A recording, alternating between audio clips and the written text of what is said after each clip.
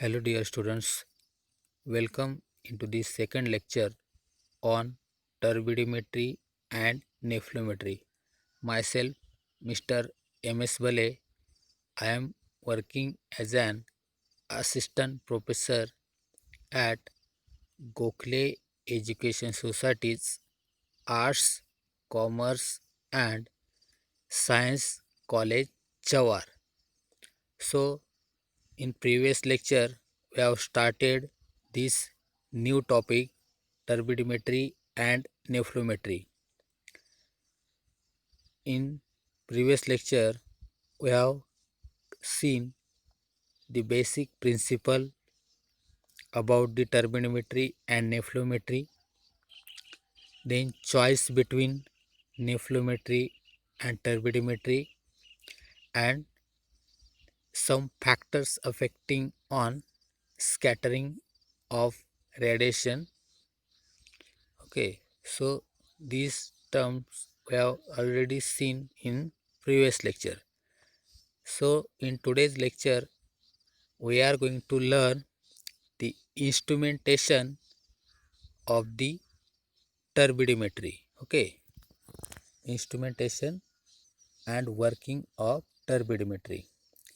Before going into the detail, I am going to show you the block diagram of the turbidimeter.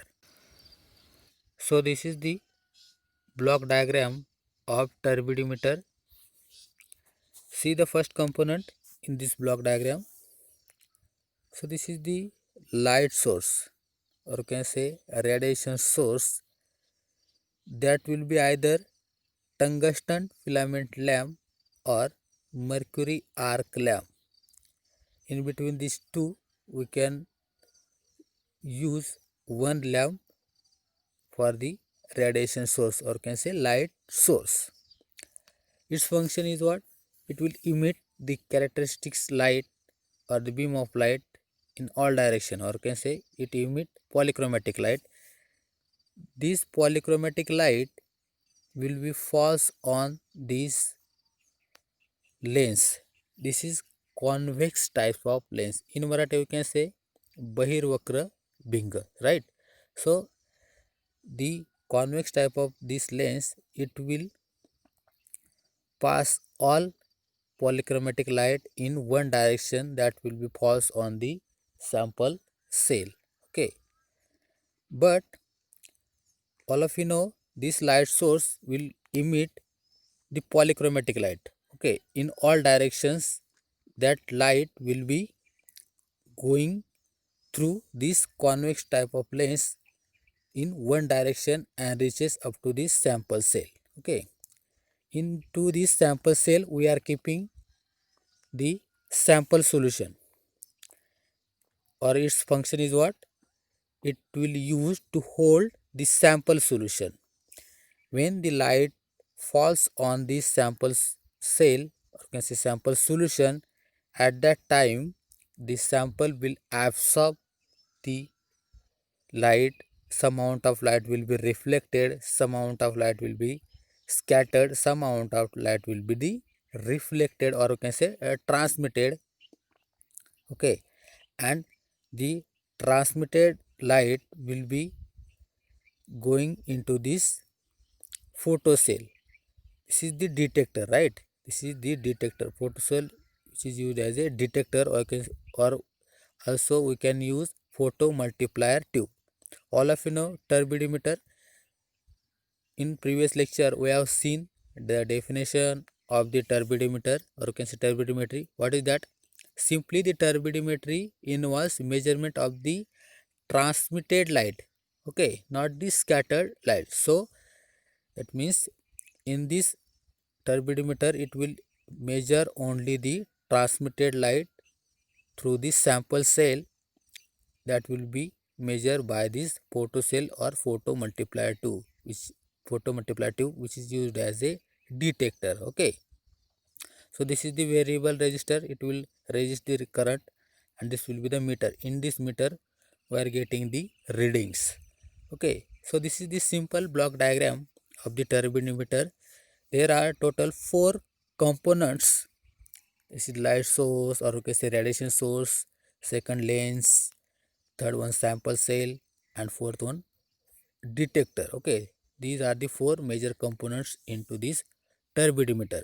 Now in detail we will see now. Okay, first radiation source, that is tungsten filament lamp or mercury arc lamp, that we are going to see now. So first component, that is radiation source. Okay, we have seen the light source, or can say radiation source. There are two types of radiation source are employed, such as a mercury arc lamp and tungsten filament lamp. So a mercury arc lamp useful to filter out one of its emitted wavelength is generally used as a source of monochromatic radiation. That means this mercury arc lamp, it will be useful for what? To filter out the emitted wavelength. Okay, that is the main purpose of the mercury arc lamp. Then the second lamp that also we can employ into the turbidimeter, a tungsten filament lamp. Okay, is used to as a source of polychromatic light, since the best results are obtained in the blue spectra region. That means when we employ the tungsten filament lamp, it is actually very good source of polychromatic light, but it will show, or we will getting the result in blue spectra region. So this is the first component, radiation source, or you can say light source. Second component we have seen in block diagram, that is lenses, or you can say lens. What type of lens? That is convex type of lens will be employed in turbidimeter.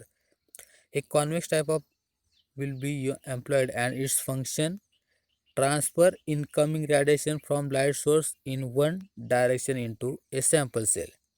This is the main function of this convex type of lens. It will transfer incoming radiation from the radiation source, or you can say light source, in one direction, or you can say one direction into the sample cell, or you can say sample solution. So this is the second component. Now we will see the third component, that is sample cell. Okay, sample cell. So see, this is the cross section of semi octagonal cell, or you can say sample cell. This is the cross section. See, this I0, that is incident radiation, which is coming through the lens, convex type of lens, from the light source, and that will be falls on, suppose in this direction, falls on this sample cell. In this sample cell our sample solution is there, right?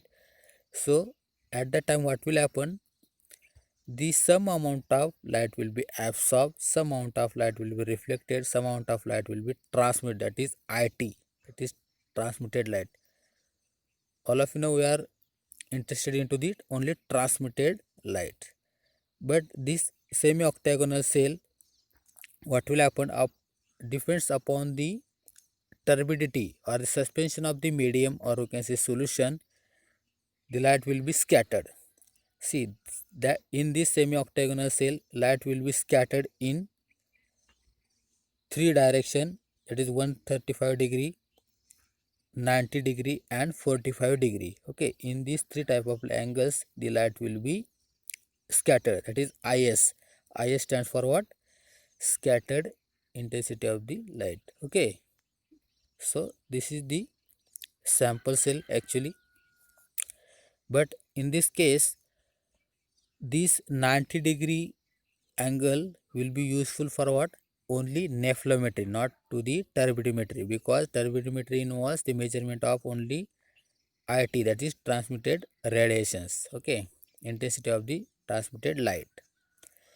And in case of nephelometry, it will involves what? intensity of scattered light. Okay, so we will see actually this sample cell. The function of sample cell is hold the sample solution for analysis. That is the main purpose of the sample cell. Then cylindrical cells with flat faces are used to minimize reflection the cell walls. See, in other than this semi-octagonal cell, we can use cylindrical type of cell that will be useful for what? Minimize reflection of the light through the cell wall. The cell has a rectangular cross section so that the scattered light is measured at 90 degree to the incident beam. Okay. This rectangular cross section will, what is the purpose of that rectangular section? It will help to us for what?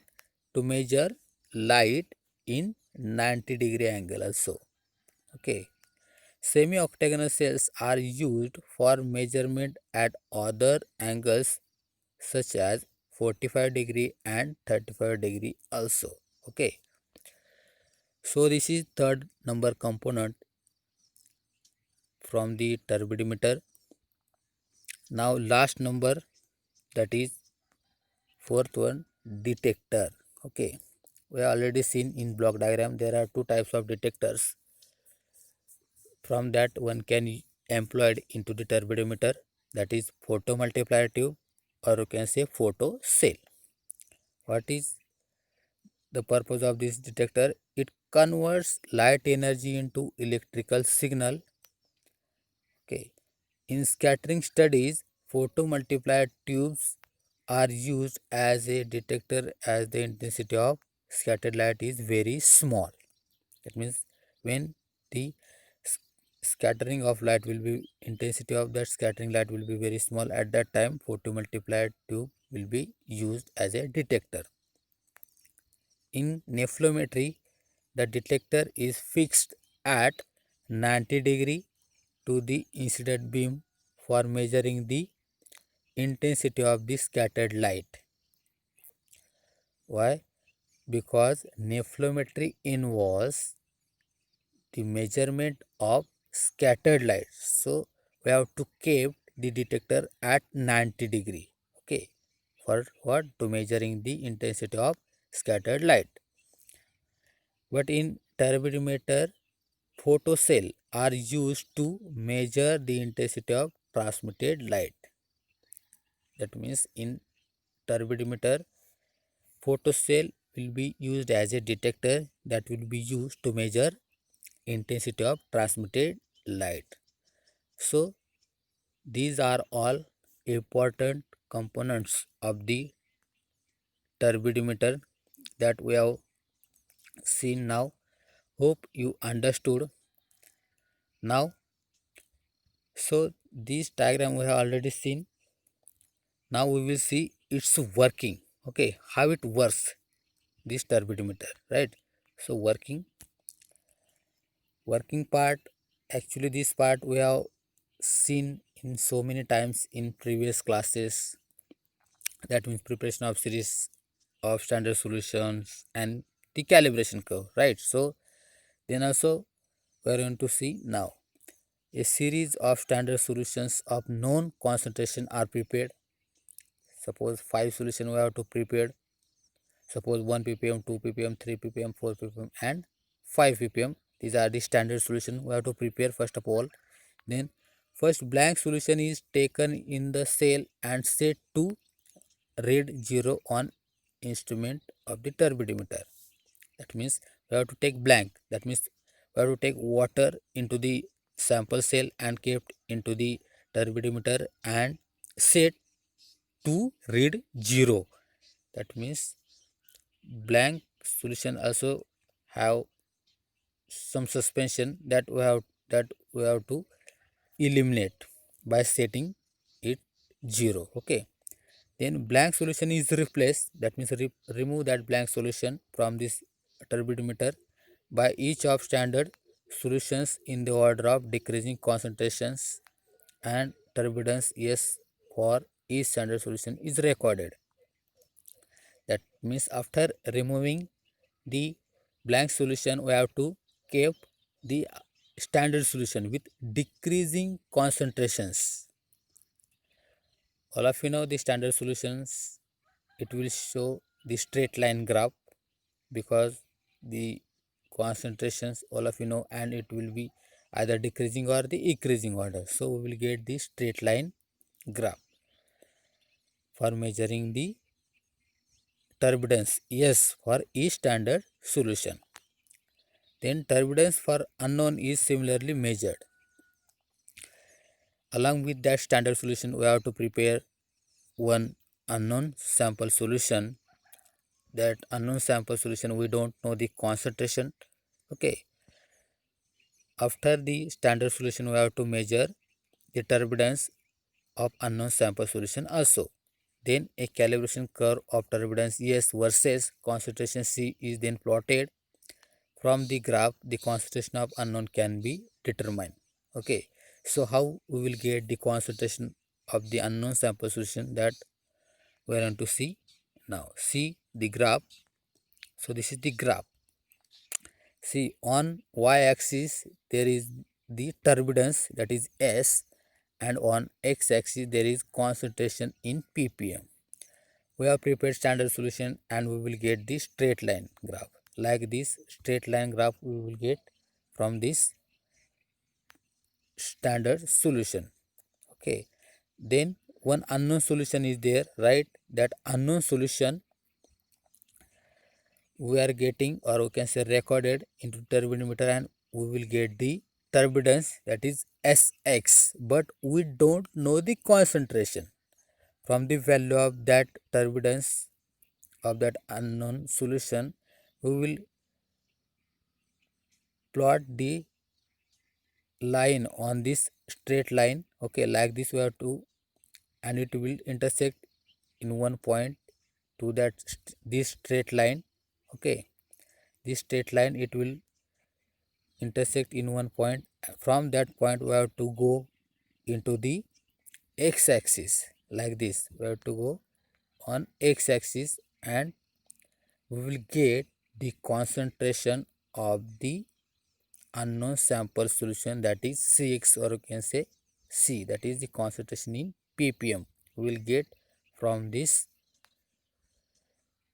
calibration curve of the turbidimetric analysis.